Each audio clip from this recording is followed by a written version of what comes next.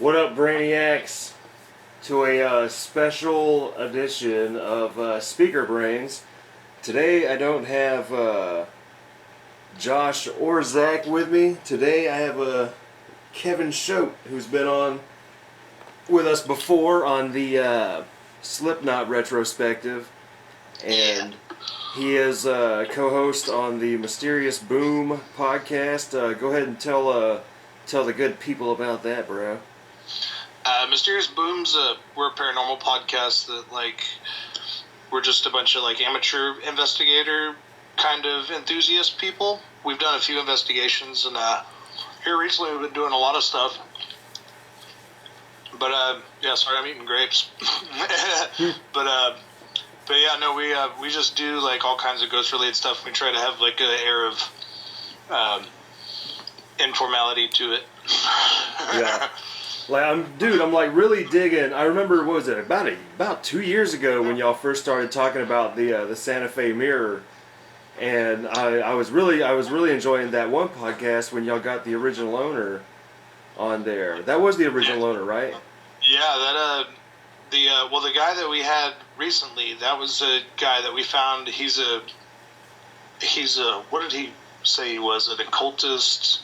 And he was some kind of specialist on this stuff. But he was telling us a lot about the mirror. I think on the, you're talking about the live episode. We did have the owner. That's what you're talking about. Now, the live your newest one, Midnight Slice.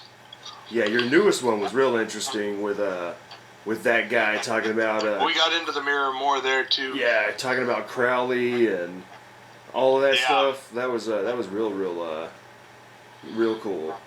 Yeah, we were lucky to get approached by that guy. They sent us some cool stuff. All that memetics research. He's talking about talking to ghosts through pictures and through memes, trying to use a GIF or an image to get a paranormal response. And so all the images he sent us were real freaky. It was just one, but it was freaky looking. You know what I'm saying? That is freaking rad, dude.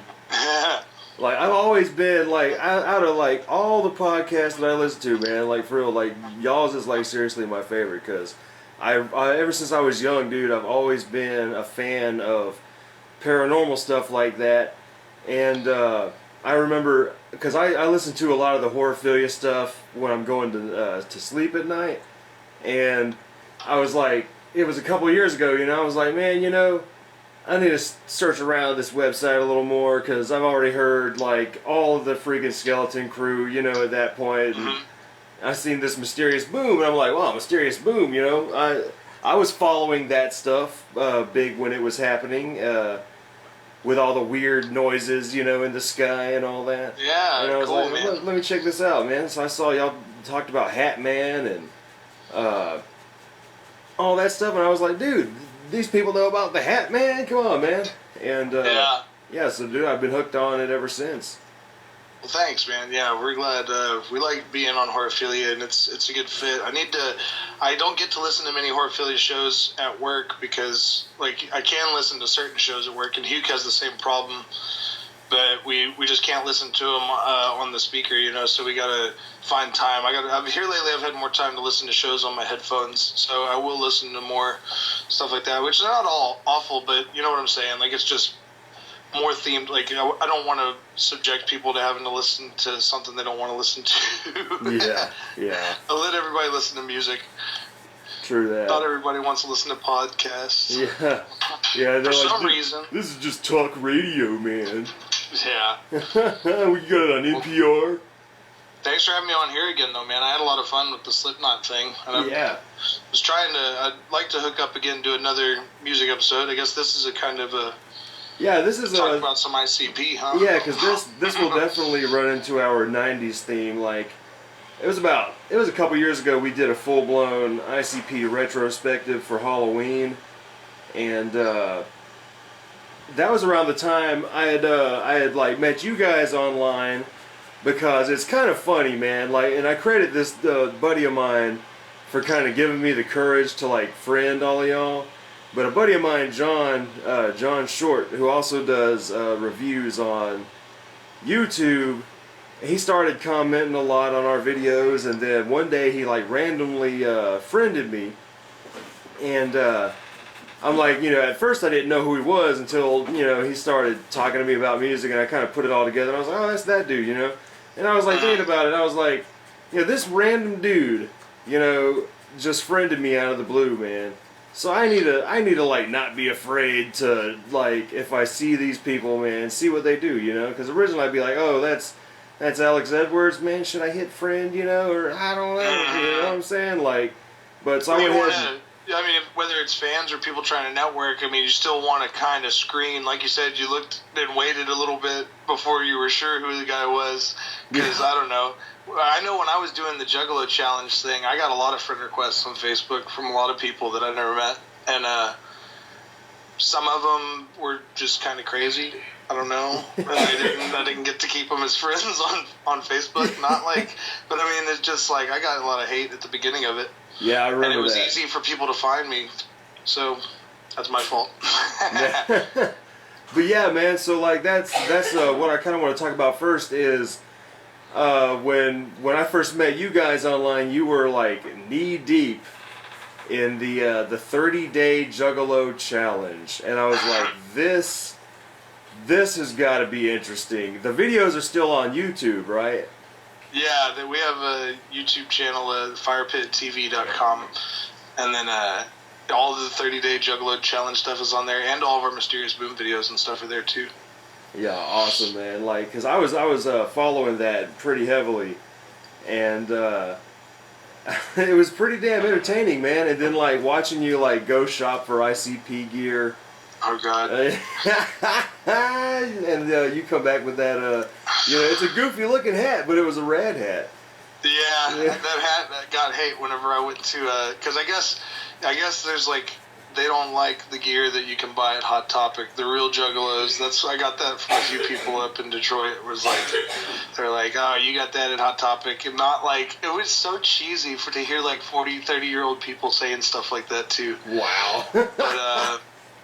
But it's just great. But I guess they get all their official Hatchet gear, you know what I'm saying? And yeah, that gear is way cooler than the hat I got. They get it from the website where, like, it's notorious for not sending you things on time and, Man, they don't even have a website right now. They've sourced out to another merch website. I think that website's gone, actually. Oh, shit. I was just reading about that. Damn. The whole Juggalo world's been kind of upside down this year. Yeah, dude. Like, in the past year and a half, I'd say, I started noticing a big kind of, a big divide, man. Because once, because here's the thing with me, like me and Josh are the biggest ICP fans out of our little group here, and my brother, he likes them, but he's more into like the first 6 cards, but like I never got into a lot of the other groups on their label because I was kind of like I got into ICP when I was younger because it was funny to me, and then when I'd hear Twisted or ABK, I'd be like, yeah, you guys aren't really that funny. It kind of felt more like they were taken a little more serious. Yeah. And I got that first Zug Island album, and I really dug that. That was really good. But other than that, I think I have Freak Show from Twisted, and that's like really it. Yeah. And, I liked Twisted when I was a kid because they were metal, kind of. Like, they had all the metal guitar and stuff, I guess. Yeah, definitely. Like, I remember when Twisted came out, I kind of thought of it more as Linkin Park than ICP. I can see that. If that makes sense. From that Hybrid Theory album had just come out at the same time. Yeah, I can see that. Just with a little more cussing and like a lot less radio hooks. Mm-hmm. That song still gets me hyped though. That We Don't Die song they had the music video for. We Don't Die. They used to play it on MTV. I remember one of the few things I do remember. It's been many years since I listened to Freak Show. But one of the few things I do remember is like they go into this little I like chicken at the barbecue. And then I want to be Batman because no one else is really worth a shit or whatever the fuck he says. Looking back on them now, I like Twisted because, and it's ironic because I'm doing the Straight Edge Challenge, but I like them because they talk about smoking weed a lot. And so it's not like Cottonmouth Kings, I guess, but in a lot of their stuff, they just talk about smoking weed mixed with the horror stuff, mixed with the, so I like all of Monoxide's Pothead rhymes for sure. That's what made me stick around with them. I listen to way more Twisted nowadays than the ICP actually. Yeah, man. Like, when it comes to ICP nowadays, I still buy their stuff because, like, if I'm a fan of any band, like, even if like I'm kind of falling out of their newer stuff, I'm still gonna buy it just to hear it. You know, it's like I want to see what Your you guys are doing. Your collection is wild, dude. You just be buying all them albums. That's awesome. Oh, thanks, dude. Yeah. Like I've been, huh? It looks like you definitely support the artists that you like. Yeah, I try to, man. But like, sadly though, like I'm mostly buying them all used on Amazon, so it's like they're not really getting any money for it. Because I'm like, I can get all this for. Well, you're actually supporting them because you're giving them credit on the show and stuff too. So you're actually putting out advertisement for these guys and stuff too. Yeah, so that's true awesome. True that. So it's easier to buy their shit. I'm looking into the rest of the Pearl Jam I need now, and I'm like, Pearl Jam on Amazon is like 65 cents plus shipping.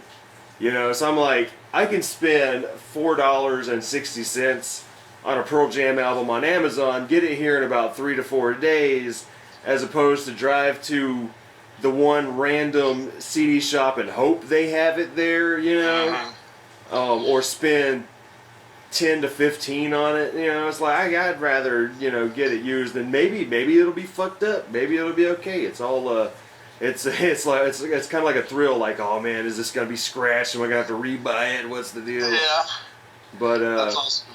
Yeah, there's like an artist that I used to like. There's this country singer that I like. That he had an album. It was his first CD, and this man took his CD out of rotation. His first album out of rotation, and like, I guess now, like, I started looking for it again, like earlier this year, because I got back in the country earlier, and like then I was looking for that specific album, and I couldn't never find it nowhere. There's no videos of it on YouTube, nothing, and it's all ripped away. And even the guitar chords have the copyright stuff on them, where if there's a link to the guitar chords for the song, you can't find them there. And so what he did is he took it off the market, and the only copies I can find of it are on Amazon, and they're like $500 or something like this. Yeah. This dude's not even like super famous. Like, I don't know what the deal is. That's some crazy shit, man. That is some crazy shit. Because I run into that a lot too. Like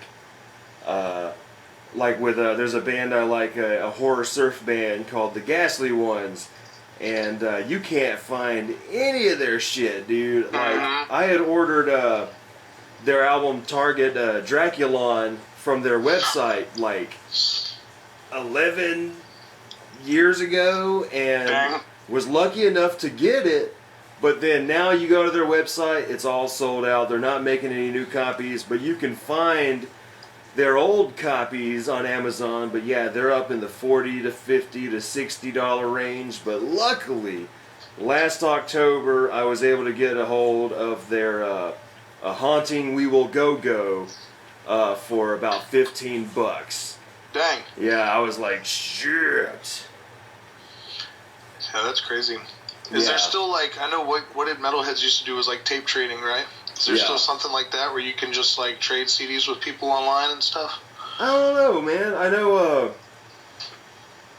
I really don't know. Like, I do you get a lot of vinyls too, or is it all digital that you do? It's all CD. Yeah, I mostly do CDs because I've been buying CDs since I was young, and I'll buy a record if it's like something that I'm like, I gotta have it on vinyl. Like I'll maybe once or twice a year go to a thrift mall nowadays and be like, okay, if they got this, I'll grab it. But like I don't know, I don't buy much many records because, like, I mean, they're cool to me. They're more like decoration, It's like, yeah. Because the CD, I can put it on my computer, rip it off, and then like never touch the CD again. Like, it goes on the shelf, and then I can hear it whenever I want. So like even the CDs are decoration as well, but that's how I can get the music. Like, I can't rip my shit on, like I can, you can hook your freaking record player up to computers nowadays, but that's so damn like bulky and all that. Like, Yeah, I think they even made a record player that just rips your record to MP3 is what it does. Like it's you play the record and then after the record's done, it's an MP3 format. That's hilarious. Jeez, well, that's cool though. But yeah, 30-day Juggalo challenge was. Yeah, like what was the idea? Like how did that begin? I think it was just a joke. I think we were just thinking about what. We wanted to make a YouTube video, and we made a few crappy YouTube videos. We were doing the podcast, the Fire Pit podcast, which is just general talk, like us goofing off, talk about whatever. And so I think we had just made Fire Pit TV, and we were trying to make a bunch of different content. And me and Greg, my roommate, he had a camera, and so well, I think it just came up. Me or him thought of it to do the Juggalo Day Challenge, and we share the credit for that because Greg, like, he was there for 50% of it. You know, it was all me and him, and I put him through all that Juggalo crap. He shot a lot of it, and there's a lot of really funny camera spots where Greg kind of plays the Silent Bob kind of character throughout the whole thing, or the straight man. You know, he only says maybe like 10 lines throughout the whole thing, but they're all pretty funny. Yeah. But so yeah, it's me and my roommate, and I spend 30 days, and my fiance at the time, my wife now. That's why I didn't get to go to the gathering last year. Yeah, congratulations on getting married, dude. Thank you. She did take me. We went to the Twisted concert 2 days after our wedding, though. That's rad. To go see Twisted and Blaze You Dead Homie. That is cool. But yeah, I just put through Greg through a bunch of crap. Like, yeah, we went to the mall and bought all that gear. And listen to a bunch of the albums all the time. What else did we do? I had one of our buddies, Lenny the Jerk Jenkins, came over and taught me how to defend myself against other juggalos while I was in Detroit in case I got into a fight. That was a great video. That was funny shit. But no, it was funny, and we didn't really know what we were going to do every day to day, so it was real stressful because there's a lot of videos where you could tell that we didn't know what we were doing and that they were just like ripped up real quick. You know, we just uploaded them real quick. Yeah, I really liked when you finally put on the face paint, and it was more like that flat-based looking paint. Yeah, and, you know, instead of that gloss, I was like, that's pretty cool, man. That was I didn't ever get the kind of paint that they use, that grease paint stuff. I never got the good stuff. Yeah, like when I played. But I did get good at doing my makeup, though. Say what? I said, but I did get good at doing my makeup with what I had, though. Awesome. Yeah, because it's looking good, man. Like for real, dude. But yeah, I use this like $1.99 Walmart shit that I get around Halloween when I do my Juggalo character. And I get stars. I get my wife to do the makeup because I'm gonna fuck it up. Yeah, I got Amy to help a lot. My wife's a tattoo artist. I let her draw the design, I think, on that first one. And then there was times where I had to like take it off and then put it back on because we forgot to shoot, so I had to like kind of make it look similar, like get it close. I think there's one video where I had 2 different applications or whatever. That's hilarious. It's funny. Continuity's a bitch. You got videos of these guys, like there's a video of Madrox and Monoxide showing you how they do their makeup before a concert, and they do it in like no time. It's like, well, I mean, theirs is a lot easier than Shaggy's and Jay's too, I guess. So yeah. But yeah, it was real quick. And I mean, I guess also they've been doing it for 15, 20, however, I mean, longer than that. Yeah, true that, man. It's crazy to think that these dudes have been around that freaking long, man. 20 years almost, yeah. In 10 years, they're going to be like what Aerosmith was when I was 16. Yeah, dude. Like, that is weird to think about. That means Aerosmith is old AF right now. Yeah, that is weird to think about. So, like, I remember during the Juggalo challenge, I remember a lot of the goofy kind of videos. I remember one in particular that I thought was really cool. Wasn't it like, it was like you were talking about giving it up, but then like you guys from the future showed up or something? Yeah, we got our buddies to play us They wanted to be in the videos, and so that day we like figured that whole plot line out and we didn't know how to do those effects or anything. I like just made some BS effects at the last minute. Yeah. But we made it look like we came back from a month in the future after the concert, because at that point we had already bought the tickets to Juggalo Day weekend in Detroit, and we were going to fly from Houston to Detroit to go to CICP, and we had our buddies dress up as us, and they were us. They played us from the beginning of the video, and then me and Greg appeared from the future, a month in the future after the concert, saying, "Hey, you got to go to this show, man. You guys are going to regret it for the rest of your lives if you don't go to Detroit."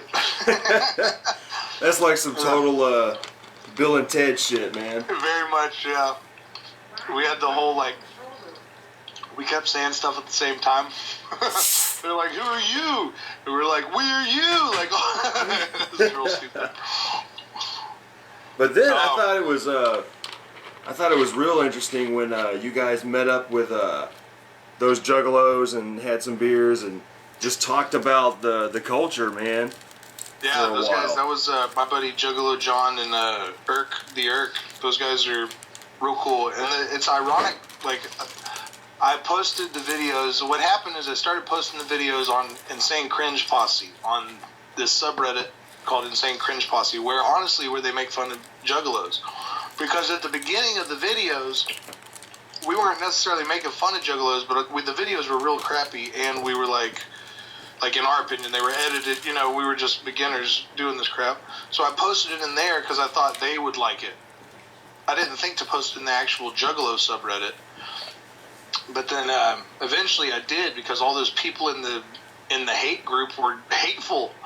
Those people in the hate group were like horrible, mean people, and so then one of the Juggalos, Irk, he was in that group, and he saw the videos from the hate group, and then he told me, come over to our Juggalo on Reddit, r/Juggalo, and I finished posting the videos through there, and met a lot of cool people. They made me, I'm a moderator on there. I don't do anything to exercise my rights as moderator, but it's just nice that they brought me in like that, you know. And Irk and John both live in the Houston area, so it's crazy that over the internet I keep finding people that live right in my backyard.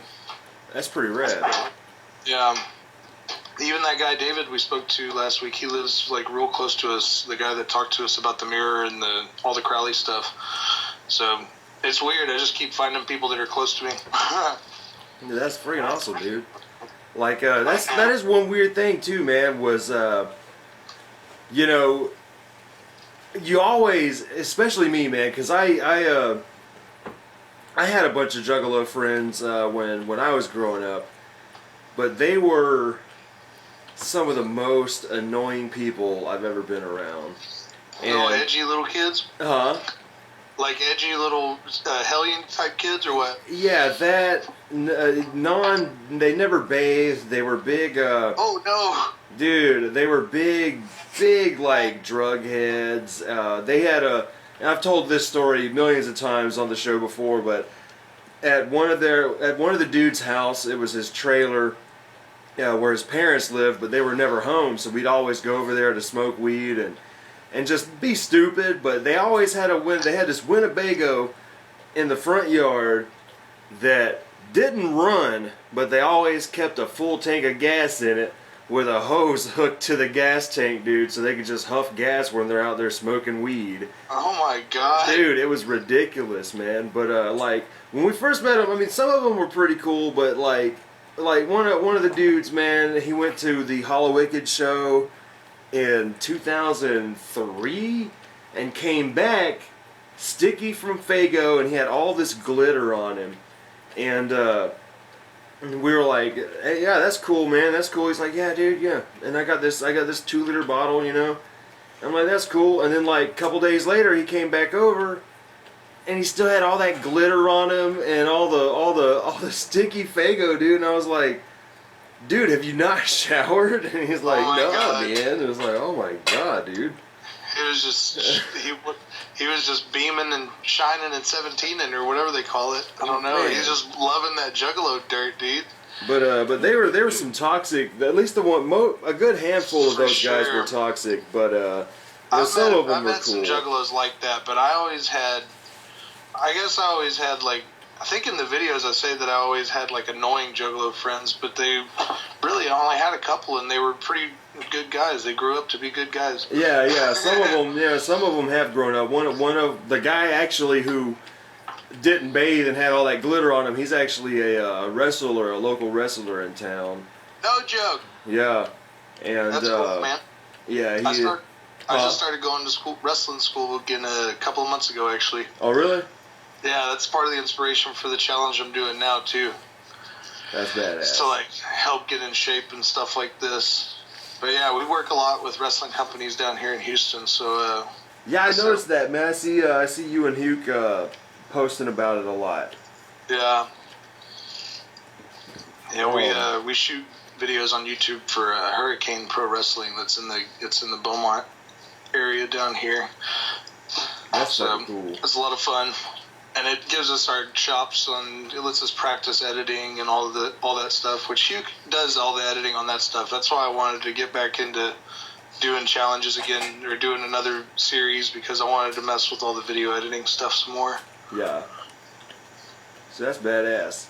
And so the weird thing is like, man, like we were talking about, like the Juggalo community is like, there's this strong divide between them. Like you got, it always kind of seemed like you've got Juggalos that kind of take it too serious and take it too way too close to their heart, and they kind of want to be what like ICP and Twisted kind of rap about, whereas you got like this other group of Juggalos that I'm kind of more, on that side with the, I mean, it's entertainment, I mean, we can't.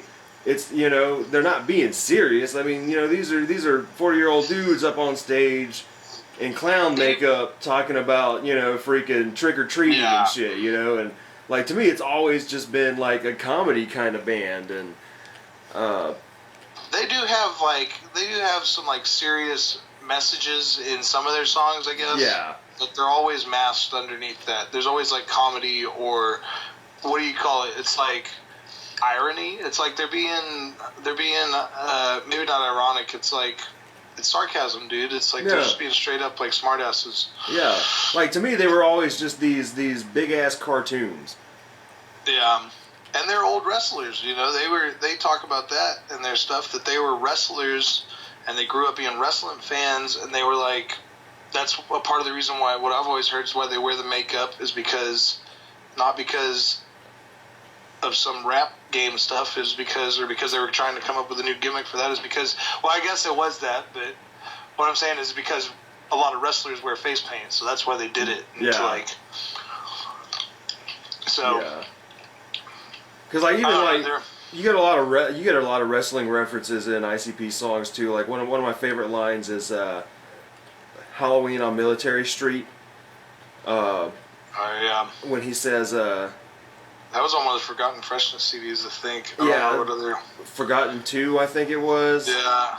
Where he says, I kicked him off his seat and power bombed him in the street. Like, that shit makes me laugh every time I hear it.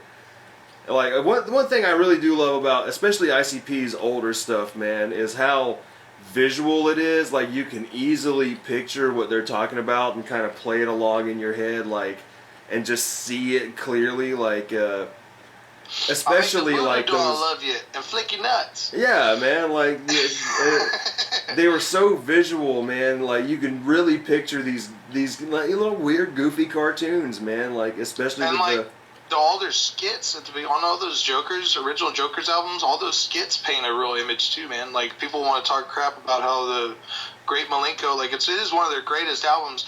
Then people want to talk about how it's like, that's the one that got all the new kids in, or whatever. Yeah. I don't know. But that Great Malenko, the start of that album is really badass. Like the first, like the intro to it. Yeah, the intro is amazing, dude. Like that was a thing, man. Riddlebox has a really sick intro too. They're just they're good at that. Riddlebox. I thought like especially like with Riddlebox, like with me, that's where that to me is like where they completely found their voice, you know what I mean? Because like, right. Because, like, Carnival of Carnage I like, but it's kind of hard to listen to because it's like, I don't know, man. There's some good stuff on it, but you gotta really fucking, like, want to hear some of that shit. Yeah, I can't really think of, and I mean, I'm sure it wasn't intentional of them to do it, but I know I was reading that, like, each Joker's card is like a stage in this apocalypse that they're describing. You know what I'm saying? Yeah. So I think they say that maybe on Carnival of Carnage, they say that I don't know if they actually come out and say it, that all the Joker's cards are going to come forth before the end or whatever. I can't recall if they say that on the first one or if it's on Malenko that they start talking about that. Yeah, it's weird. On the in the lyric book for Carnival of Carnage, it does mention all that stuff. Because you know how on all the CDs it'll, the carnival's like just the actual like apocalypse, like the beginning of the apocalypse happening, I guess. So it is ironic that that's one of their more like chaotic, weird albums, I guess. But that was early too, you know. Yeah, like that was like pretty much their first shit. So I mean, it's gonna sound wonky, but like I don't know, when I get into Ringmaster, I'm like, all right, they're kind of going to where I see them. You got a lot more focus on the comedy. The horror aspect is a little less gangster. You know what I mean? Like, yeah. And then like, but with Riddlebox, man, that's where like shit figured itself out. Like, the weird atmosphere on there, man. The horror songs are great.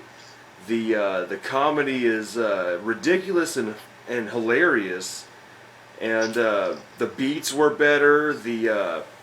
It's easier to sing along to when you get around to Riddlebox. Yeah.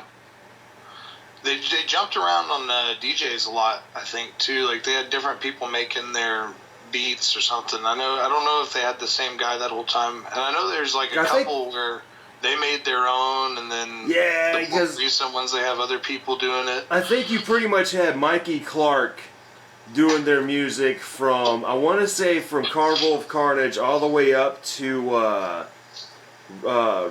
the Jekyll Brothers, because after that they started messing with Bizarre and all that stuff, probably. Yeah, I think, God, was Mike Clark on the damn Bizarre albums? Because I know they started. Yeah, I'm thinking that's where the change was. I'd have to look. Yeah, because Mike P from Zug Island started doing a lot of their stuff, especially the Wraith album. Because if you listen to the Wraith, like a lot of the music on there is very very guitar and sort of grunge based. And if you hear the Zug Island stuff, like that's almost like a grunge band on Psychopathic Records. But I can't remember if he was on the Bizarre shit. It's through Island Records, so it was on that. It doesn't say who. It doesn't say on Wikipedia who was the producer on that album. Let me Google it. Fucking Google. But no, man, like, what are some of your favorite ICP albums, man? Especially after getting into all this stuff, and like, how do you feel about the stuff after their 6th Joker card?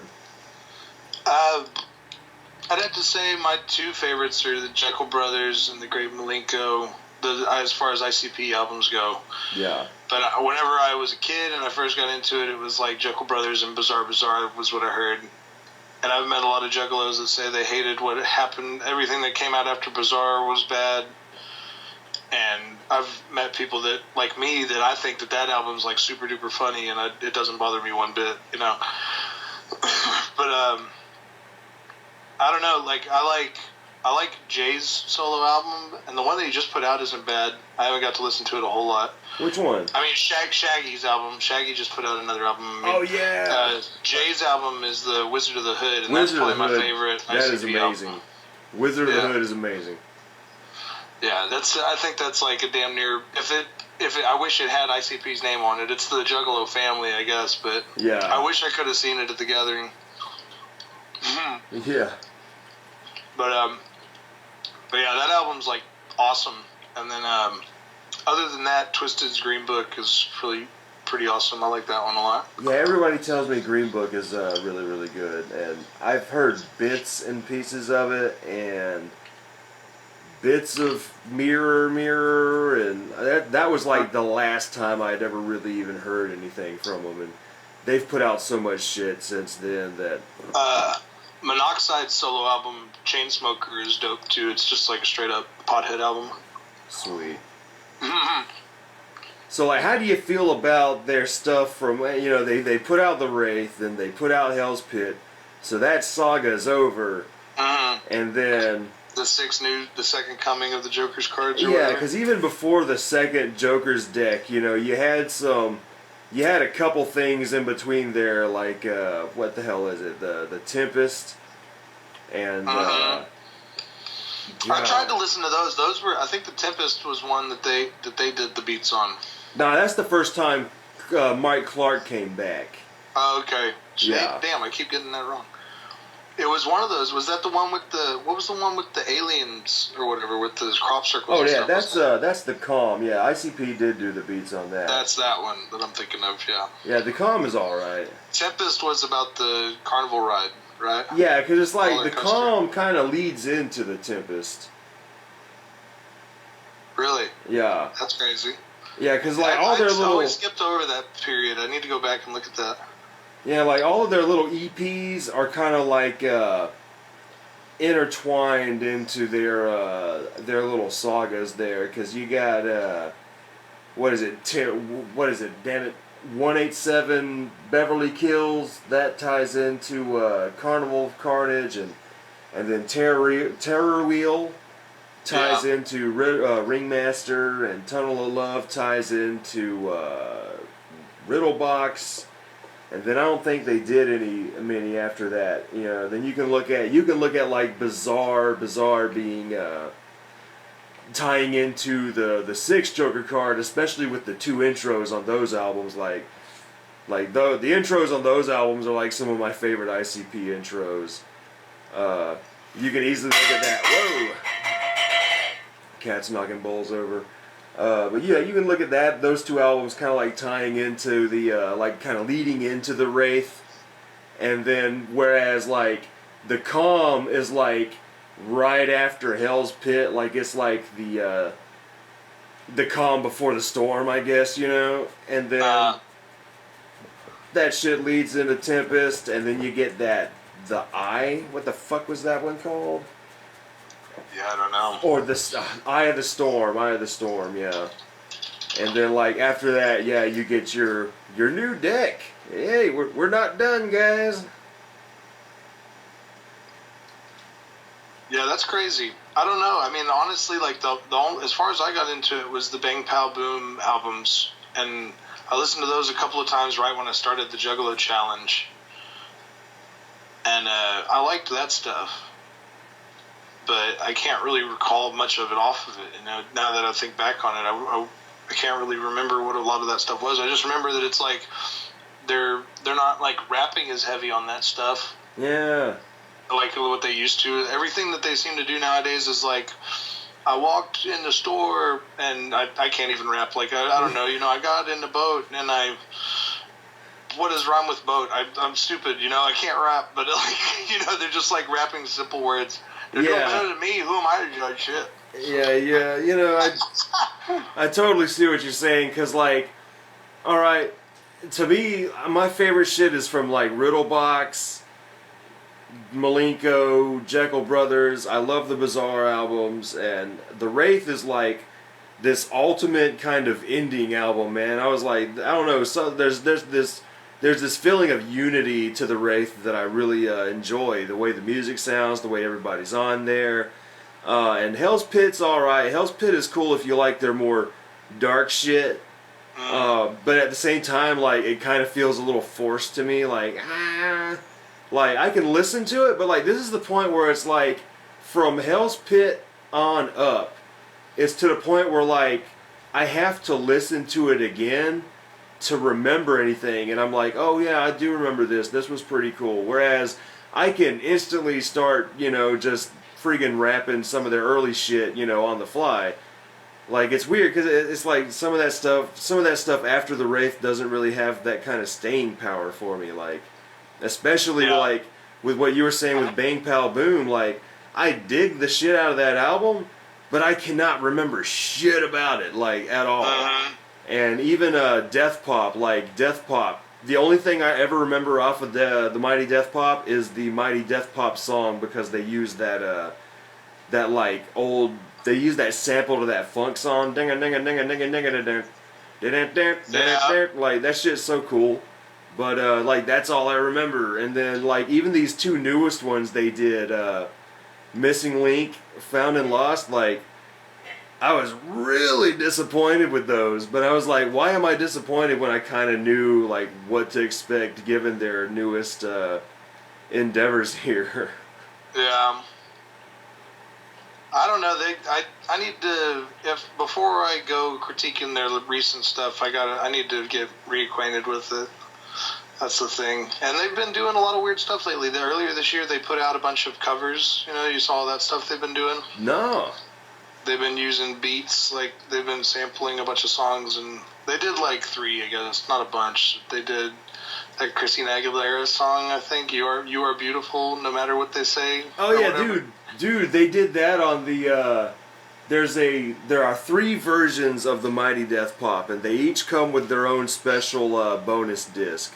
One of them's like an hour-long rap song that I gotta freaking hear. And then, like, it's just one track and it's an hour long of him just rapping. And then the other one is like B-sides and outtakes from Death Pop. But the one that I got has an entire cover album. And it's fucking hilarious. They do the Christina Aguilera on there, but they change some of the words.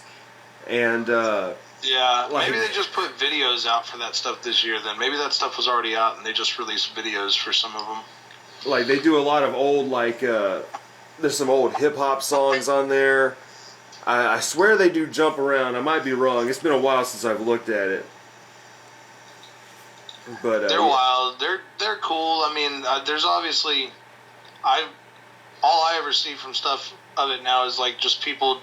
If you look at ICP's Facebook, if you look at the Fago Lovers Facebook and stuff like this, all you're going to see is a bunch of juggalos telling ICP that they suck. Yeah. And then there's like 1 or 2 juggalos that are like, hey, family, y'all don't be like that. And that's what sucks, because these guys probably got to be racking their brain, like thinking, like, what do we got to do to make our fans happy? Yeah, but that's what I do like, is that they're just going to do what the fuck they want to do. Yeah. Like, no matter what. Like, that's the thing I really respect about them. Like, even though I don't really like a lot of their new stuff as much as I like the old stuff, still gonna buy it. There's still some gems in there. And, but just the fact that, like, these dudes have built this shit, you know, this massive empire, like, out of nothing. And, you know, who cares about the shitty fans? You know, the true-ass fans are the reason they're still around anyway. Right. And like, yeah, people still gather. I mean, yeah, all those people online that talk shit, like that shit doesn't matter, because people still gather. People go to Juggalo Day, you know. Yeah. And so I don't know what their numbers look like, you know, by any means, but I know they've always been underground, except for when they had the Island deal. Yeah. And like I don't know, it is crazy what they have built out of it, like you said. And yeah, just the fact that they do whatever they want. They're fighting with their buddies right now, but those guys do what they want too. You know, all these different artists are like spawned out of this one idea that, well, maybe they didn't invent horrorcore by any means, but they made horrorcore more acceptable and something like that. They gave other guys a platform to come off of, you know? Yeah, definitely. Because, like, that's another thing I wanted to get into was, you know, what was it? How long ago... Because one of the big things here that has divided the fan base again is Twisted Left started Magic Ninja Entertainment, and they have been like just most of the classic and I guess newer artists. A lot of these people I haven't even heard of are going to Magic Ninja and leaving Psychopathic, like, and that's got a lot of people like just split in the damn middle there. Right. Yeah, I know they took Blaze Dead Homie, and I'm trying to look at their roster right now, but they've got a bunch of guys that are real good. They took Blaze, ROC, Lex, the Hexmaster. I don't think he was ever on Psychopathic, though. They got Boondocks on there now. I don't much care for Boondocks.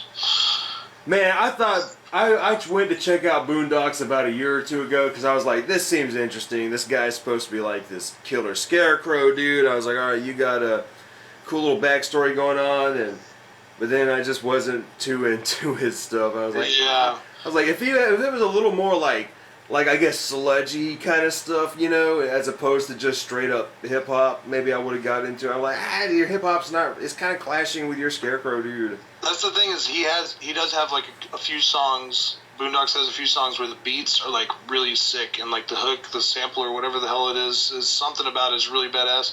But then it's surrounded by like a bunch of other crappy songs that I just can't connect to. You know what I mean? Yeah, true that. Bless his heart. And then whenever they have ciphers and stuff, he always appears as the weakest rapper of them all. I was just capping on these boys. Anyways. Nah, they're all good, though. Even that Young Wicked guy, that's the guy that everybody's mad about. Young Wicked's he's the one that drove this wedge this most recently between Twisted and ICP, I guess. Really?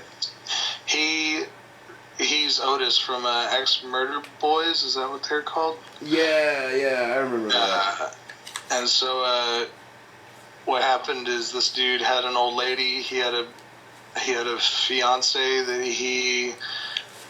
she was back at home, and he was up there in Detroit working with these guys under Psychopathic, and he was getting with Jump Steady's daughter, Jay's niece. Damn. He was getting with her. This is the story that they all said. Like Jump Steady went on the podcast, on their podcast, and said all this, and like called that dude out. And then Jay and Shaggy have a video too where they're talking to I can't remember the guy's name, but they're talking to Fago Lovers about it. But so this guy got with his niece, with Jay's niece, and then I guess got her pregnant, and then he left Psychopathic, left Detroit, went back to his wherever the hell he's from, and then like a month goes by and he signs with Twisted, and then Twisted was like not saying shit to ICP about it the whole time, and blah blah blah. He comes out, they come out with all this production behind him or whatever, and I guess even Shaggy's last album, what they were saying, this album that just dropped last week, Otis was making the beats for it, and they had to like get somebody else to finish the album. All this stuff, and Juggalos and M&E, like, because I follow both, you know, I follow Magic Ninja, and people are always giving Twisted props. This is just off the internet. People are always giving Twisted props, and people are always hating on ICP. Not to interrupt you, but give me about a couple of seconds. My cat ran outside. Oh, dang. No worries. I gotta run and check my oven, too. Did you get your cat, yo? Yeah, sorry about that. No worries. Yeah, I opened up the door. In the oven, I had to check. Yeah, opened up the damn door to smoke a cigarette, and he just walked on out like motherfucker. Yeah.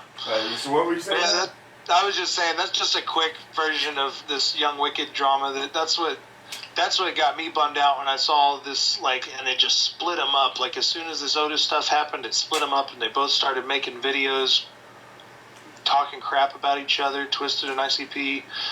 I mean, when I was at Juggalo Day not this past year, but the year before, that was the one we went to at the end of the Juggalo Challenge or whatever.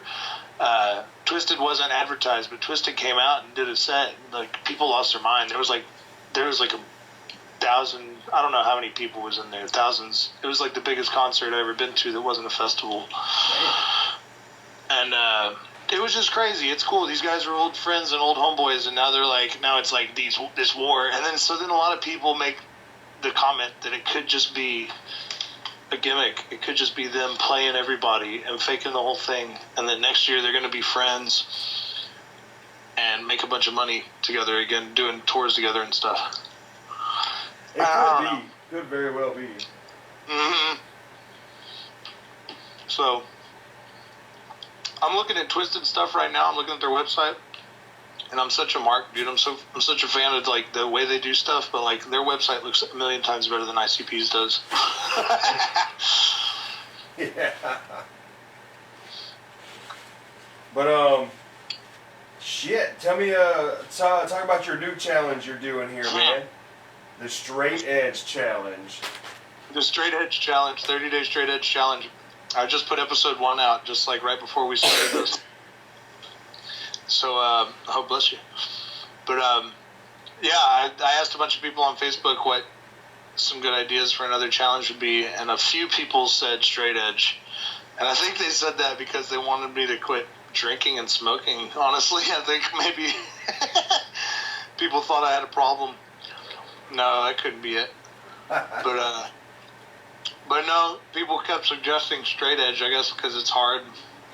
And so I was like, screw it, why not? And I've been meaning to get healthy and kick tobacco anyways, which tobacco's been the easy one, you know. Wow, really? I drink a lot of beer, but I drink beer, I drink like a 6-pack a night, maybe. That's what I was drinking, or maybe a little less, you know. But on the weekends, I might get lit once. Yeah. I'm talking like such an alcoholic right now. I have to quit drinking alcohol. That's the thing. You like start justifying all your drinks or whatever. You're like, it's fine. Which it is if it's fine. But when it gets to my point, see, I'm in that bargaining phase of that's what it is when you start quitting. I'm just like convincing myself. But I don't know. It's 30-day Straight Edge Challenge is a personal thing for me that's going to make me kick tobacco and get my drinking under control, and then in the process I can make some videos, and they won't all, I don't know if they'll all be funny or if it'll even be a lot like the Juggalo challenge was. It might be a little different. Hey, you know, in many ways, like, even if it's not funny, you know, you're talking about, you know, these videos right here could easily help other people who are going through the same thing, you know, who have to you know, quit some of that stuff, you know what I mean? Like, they can look at your videos and be like, you know, you're kind of like giving support to these dudes, you know, in like real time. Yeah, that's awesome. Yeah, I'm like, literally like 2 days ago, I wasn't sure what I was going to do, and then there was so many that was the response, and then that was one that I was already thinking of, so I went with it. I literally woke up the next day and was just like, don't smoke any cigarettes. And so I started it right then instead of preparing. So I'm doing the whole thing on Snapchat this time instead of doing it with a camera. And like we had a camera when we were doing the Juggalo challenge, and we would upload and get different camera angles and stuff like this. So this time around, since I'm filming it myself, I'm just filming little blurbs on Snapchat and then linking them all together at the end of the day, and then going and editing that video up real quick and then putting it up. So it'll be a lot less stress. And it's something that I can, like, it's like a video diary that I'll be able to just upload at the end of the day, you know what I mean? Yeah. So, and it feels good. I'm doing pretty good at it right now. I've gotten into some of the music. Like, today was the first time I got in and looked at a lot of what the posse youth bands were, these guys that were all talking about positivity and anti-violence and stuff like this. And it's all these, like, punk bands from, like, New Jersey area kind of stuff. Yeah. Middle America, I guess, and different areas, but they're all just talking about don't be an asshole, so I can't argue with that. Yeah. Yeah, true that. I actually felt really good listening to the music earlier today because I can't remember even what the guy was saying, but it validated like what I was wondering about all this, just about how these kids are just they're talking about just respecting your body and respecting the fact that you only have this body, so if you can take care of that, that's like what you owe to yourself, or whatever. They talk about all this, you know, they use words like pride and honor and things like this, which it is similar to, like I said, it's just like another creed, just like the Juggalo thing, like, or what's another one?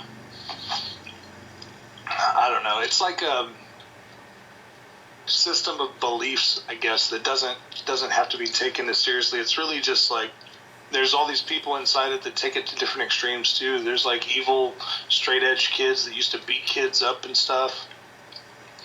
They started a whole nother genre. That's what that posse punk is. It started because there were so many assholes in the straight edge scene that were ruining it for people. These hardline straight edge, like, when I read about some of it, it sounds like they're like Westboro Baptist type people, you know, that are like anti-homosexuality and like, and I guess there's a lot of bands that were talking about that kind of stuff too, preaching hate.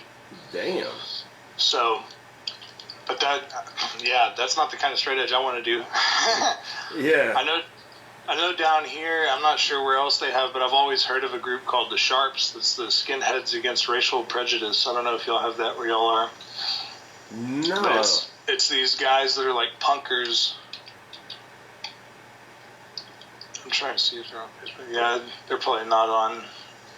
Yeah, down in our area we have the Plug Uglies. Mm-hmm. Yeah, they're a bunch of dudes that I've done videos with, and a bunch of punk rockers down here. Mostly throughout the East Coast area, Florida, Kentucky, Montgomery, Alabama, and Georgia. Yeah.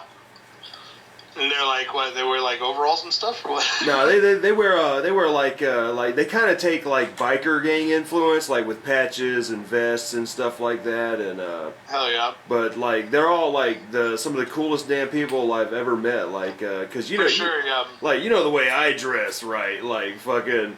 Yeah. First time I went to one of their shows, I was filming some music videos with these guys, and like, you know, these dudes are just straight up punkers, man. They look like you know, it's friggin' 1978. You know what I'm saying? And it's like I'm up in there in a goddamn suit and a goddamn top hat, you know, and I'm like sticking out like a sore fucking thumb, but like everybody was just cool as shit, you know. And I was like, all right, man, I can hang with these dudes. Yeah. And that's how those, from what I remember hearing of the Sharps guys, and I think they were like ska punks is what they were into. Like, I don't know if it was hardcore or what, but yeah, they were just like nice skinheads. I'm like, man, that sounds like me. I'm like, I'm bald. But I don't know. There's hateful groups too. There was a group down here called the Grown Ass Men Club. And they were like these assholes that would go into mosh pits and like try to rough guys up, you know, like gang up on guys and beat the hell out of them. And they were all big old boys, and they would wear coverall, like overall type things and bullshit. They would just act like lumberjacks, like and shit. I guess they would go to these hardcore shows. Get a life, bro. yeah. But so. I just want to quit smoking and drinking for 30 days. I'm just going to do it all. If anybody wants to follow me on Snapchat to watch, it's Kevy Case, KEVY_KACE. And so you can watch me, and like, I'll tell you now, like, there's going to be extra stuff that you can see on the Snapchats that, like, I'm not going to put in the videos on YouTube. The videos on YouTube you can see at firepittv.com or mbpstv.com. They should be all linked to the same place, I think. Sweet. Now, like, what were some of the suggestions you got? Let's see. I had it pulled up a second ago. I know somebody said recruit a Juggalo. They wanted me to make another Juggalo as K Wicked.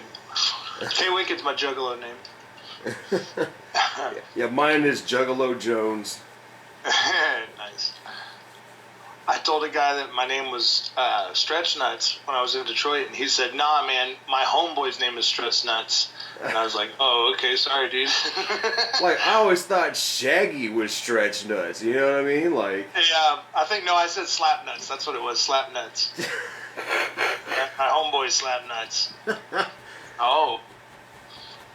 Okay, let's see, I'm almost to it. We got ideas for another 30-day challenge.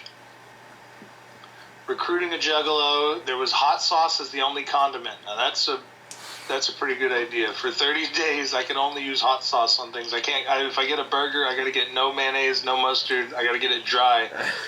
But I can put hot sauce on it. Hey, that right there could be its own fucking series, man. Like, seriously. So I'll put that one on the back burner. That one got a lot of votes. Okay, another one was learn to juggle. So 30-day juggle challenge instead of 30-day Juggalo challenge.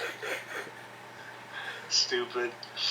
This guy gave me a lot of ideas, and he was the one that said straight edge. cross-dresser, living homeless, being straight edge, living in the closet. Like you can leave, but when you're home, you have to stay in the closet constantly. Oh, God. Now, all right, cross-dresser, that would have been great. There you go. That would have been great. I'm not going out in public in drag, though. That would have been great. 30. And what was that other one, damn it? Oh, man, living homeless. That one would be great, too. Like, dude, like, that could be like, dude, this right here could just be a serious, do you remember Morgan Spurlock? Well, yeah, that's what the whole Juggalo thing was a spoof of, too. Was him. And then people forgot about Morgan Spurlock, and I was like, damn, all you kids ever heard about, like, Super Size Me, you know? Yeah. And, but that's what it was. I was thinking, like, what's a really stupid Super Size Me idea we could do? Because he had that show 30 Days. Yeah. So, yeah, definitely the inspiration behind it. Oh, shit. But, like, I got a suggestion, man, like, one that, because you were talking about, the straight edge and all that, and then when you mentioned that about taking care of your body, dude, straight up 30-day New Age challenge. Yeah? I'm talking crystal healing, Reiki, chakras, fucking... Dude, that is a really good idea, actually. Meditation, like, all that stuff, dude. Like binge, like, for research, binge on some spirit science on YouTube and get all into it, man.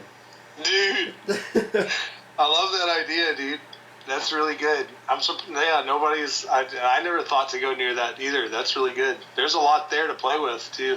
And that's the thing is, I was worried, you get worried you're going to run out of content in 30 days. I think sometimes we did on the Juggalo Challenge. But on the Snapchat way I'm doing it now, I think I'll be okay. I think I can stretch it out. Yeah. Yeah.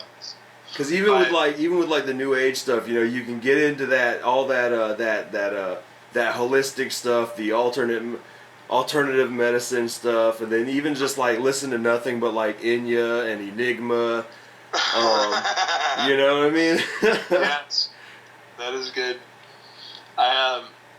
My plan with the straight edge challenge is because there's guys that in straight edge, like, I'm still drinking coffee, I'm still drinking caffeine, and I'm still eating red meat and using, like, I'm not living a vegan lifestyle. These are in true straight edge or traditional. You're supposed to not use any drugs, any mind altering substances, and you're not. And a lot of them support veganism because they're against, like, harming animals in any way and stuff like this. Now, see, the New Age people are all about that vegan stuff too, but doing the New Age challenge, you will be able to smoke weed and you will be able to eat mushrooms and oh God, try some DMT. Jeez. Oh my gosh. So my plan with the straight edge challenge is to do 2 weeks getting no tobacco, no beer under my belt. At the end of week 3, or at the beginning of week 3, I'll stop drinking coffee. And I'll probably start drinking coffee before then if I can, honestly. I should, because they say that you get real bad headaches when you stop drinking caffeine. Yeah, So the sooner the better. Just have a couple boxes of goodies. Yeah. And that's what I really need to get is I need like a bag of chocolate, because I don't know if I don't think you're following me on the Snapchat, but dude, the ice cream truck came by earlier and I about ran around the block trying to get the man, because I didn't run, but I power walked down there. But I get a sweet tooth from hell when I'm not smoking. That's why I was eating grapes. I don't even like grapes. It's the only sweet thing I got. But yeah. So, and then on week 4, I'm gonna try to go full vegan for the last week of the straight edge challenge. I'm gonna be no nothing. That's gonna be hardcore, man. Because my wife and I, Stas, we got into that the juicing real big, and for a while there we were checking out a lot of the like the tofu kind of shit, and we found these tofu hot dogs. We went through a couple different brands. A lot of them sucked, but we found this one brand of tofu hot dogs that were great, and I cannot remember what they were. Oh dang. Yeah. Yeah. Yeah, I don't know what I'm gonna do with that. I have like 2 friends that are vegan that I can get some information from on how to just do like some basic stuff. But I'm also trying to like eat a certain amount of protein and bullshit crap like this, you know, and like I'm trying to. So I hope that I can still get all that. I guess I'll just have to drink protein shakes that week. Or you eat a lot of unsalted peanuts. Yeah.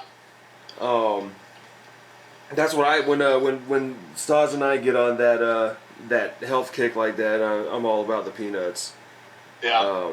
But like there's a buddy of mine at work who went vegan for about 2 weeks, and he tried this tofu bacon, and he said he would not even feed it to his dog. It was so nasty. Dang. Yeah, that's wild. I've only had tofu like as like a little cube in like stir fry or something, so I could imagine trying to mimic meat with it's probably not that great. I know, it's weird, man. I don't understand it, but that one hot dog brand, dude, swear by it. Damn it! Man, these cats are tripping. Oh my god. These fucking cats are tripping out. Sounds like it. Oh, these birds must swim well. Whoa, damn. Like, I almost caught claws in the eyes, man. God. They're just like, are they doing that thing where they just haul ass through the room? Yeah. That's exactly what happened. Yeah. My cat be doing that like late at night. Yeah, man. I don't know what it is about this time of night, but we got a white and black cat, Kenzu, that likes to fuck with all the other cats, and we got this chill cat, man. He's like 10 years old, man. He ain't got time for this shit. Yeah. And he's fucking chill, dude. And Kenzu, he's maybe 3 or 4, and he'll fucking chase him around and shit. And yeah, our couch is like a big ass U. You know, it's like one of them big, long, kind of sectional, man. So they run across that motherfucker, and he just did like a flip over my damn face. Dang. God damn. And he ran over Stas' leg and cut it open. Jeez. Christ. Well, I appreciate you having me on the show tonight, man. Yeah, dude. I like talking about the Juggalo stuff. I got to talk to my buddy from Canada, who we met him through the challenge, and I got to talk to him for like 30 minutes earlier today, so I need to get back into all the Juggalo stuff a little harder. Might not be the best time while I'm trying to not do drugs or alcohol, though. Yeah, true that, man. It's probably possible to be a straight edge Juggalo. Yeah, It's like, not very much. how is not very that much fun though? I'm sure. How is that like not a thing actually? Like, Yeah, I'll be the first one. have like some Juggalo rappers up there like singing about like the most positive stuff, because you know a lot of like ICP songs are very what's the word I'm looking for, sexist, you know. So like, yeah. instead of songs about just fucking hoes, it's gonna be like, you know, treating women nice, you know. You know, Yeah. and, you know, rapping about like you know, not killing people. There you go. I part of the other challenge, the other part of the straight edge thing is I'm actually only listening to like not negative music. So if something does have like a negative message, then I'm just like, nah. And so I'm only trying to listen to that posy. And if you Google posy or positive music, like there's so much crap out there that's like specifically catered. It's like there's people out there that are afraid to hear other kinds of music. Like there's an actual market for just positive message music. Huh. See, I've never. Sissies. Huh? I said they're sissies. Yeah. See, I've never heard of that straight edge music scene. I have never heard of that, like, at all. It's honestly pretty cool, man. I mean, like I said, you can't really argue with what the guys are saying in a lot of the songs. You may not. I mean, it sounds like old hardcore. It's just hardcore, but it's with different lyrics. Different lyrics, and like the vocal style is a little different too, maybe because they be yelling. They're like a lot more spastic and stuff like this. So it's like it's white kind of metal. like pop punk and hardcore mixed together. It's like white metal instead of black metal, right? Absolutely, dude. That's a perfect way to describe it, actually. Like you get a band that sounds like Mayhem, but they're singing about worshiping Christ and. Yeah. A lot of them, that's what I thought too, I would think that a lot of them were Christian bands, and a lot of them talk about how religion doesn't have to be what defines you either, you know. A lot of them speak out against religion in their lyrics. But they just say, like, to choose your own path and stuff. They say don't let anybody tell you what to do, except for us, hardcore. Yeah. Hardcore. Could you imagine, like, there's, like, some white metal dude coming out there sounding like Danny Filth, and it's like, you know, fucking Moses, let our people go. Dude, white metal that'd be a good idea. They gotta have bands like that, right? I'm sure there are, dude. They have one like Christian band that they be growling and stuff like that. Yeah, because there are some, like, Christian death metal bands out there that my buddy has talked about. Because, like, even, like, a buddy of mine, he said that he only really gets into white metal. And when he said that, he was talking about, he's like, yeah, man, my wife is a big fan of, like, Viking metal, but I really only get into white metal. And I'm like, white as in, like, white people? Like, yeah, 'cause, you know, like a lot white of supremacy? Yeah, I was like, what are you talking about, dude? And he's like, white metal, dude? You don't know about white metal? I'm like white people doing what are you talking about? And he's like, dude, it's the opposite of black metal. And I was like, oh, okay. Okay. That's funny. I know that, like, the Chariot was like a hardcore kind of death band that was they were Christian. And the guys from Norma Jean, they were Christian guys. I remember Norma Jean. Under Oath, they were a Christian band. It was all these metalcore crossover bands or whatever. Yeah, like, what was it? As I Lay Dying was, like, considered that for a minute. Until old Tim went crazy. Yeah. Or does it say, is there a part in the Bible that says don't get your hit put out on your wife? Yeah. Hey, man, like, I can't hate him, though, man, because I love some Austrian Death Machine. Is that him in that band? Yeah, that's his little comedy project, man. Have you heard any of it? I think, yeah, the Arnold Schwarzenegger stuff, right? Yeah. Yeah. Like, dude. I think I've heard that. That shit is so freaking awesome. Homeboy's out of prison now, right? I think so. I think so. That's crazy. That is crazy. Yeah, dude. Like, when that shit came out, I was like, there's no way this dude did that, man. And then, like, you hear more and more news. I was like, oh, shit, this dude really did that. Dang. Yeah, I guess you don't know everybody's story, though. Maybe she was asking for it. Yeah. It's awful. Dang. I was like, shit, man. But damn, dude, I'd love to alright. I'd love to, like, be able to one time, like, get you and Hugh on here. Or, like somehow, like, get on Mysterious Boom with you guys and just talk paranormal shit. I'm gonna try to, like I told you, I was working on that Bat Squatch song. Yeah, I was gonna ask you about that, actually. Yeah. It's kinda like, I remember when you guys were talking about the Bat Squatch, like, somebody had made the joke about, it's never, like, on a nice sunny Tuesday, you know, it's always like a dark night, something like that happens. So I'm like, you know, this song's kind of like from an angle where, like, the Bat Squatch wants to, you know, be amongst the people, so he's, like, hanging out in the day, you know, but the other cryptids are telling him, no, man, we only come out at night, you know? Oh, jeez. That's funny. But, yeah, when that's finished, man, I'm going to post that to the group. And, there's so many cryptids that we have that are, like, unique to us too, man. If you want to work anything else in, there's these guys. You know, have you ever heard us talk about the reekers and the squills before? Yeah.